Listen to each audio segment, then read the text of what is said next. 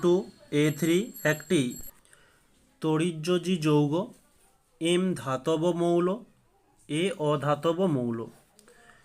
বলছে গলিত দ্রবণে কি কি আয়নে বিয়োজিত হবে। এই যে কীভাবে বিয়োজিত হবে সেটা করে দিচ্ছি। এখানে বলেছে M2A3, উভমুখী বিক্রিয়া চিহ্ন দিলাম, M3+ হয়ে যাবে প্লাস 3A2-।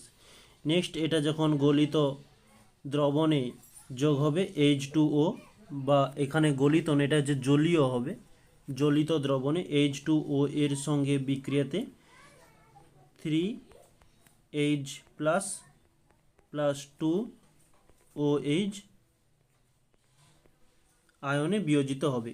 নেক্সট বলেছে M2A3 এর গলিত দ্রবণের তড়িৎ বিশ্লেষণে কোন আয়নটি ক্যাথোডে যাবে। এটি M3+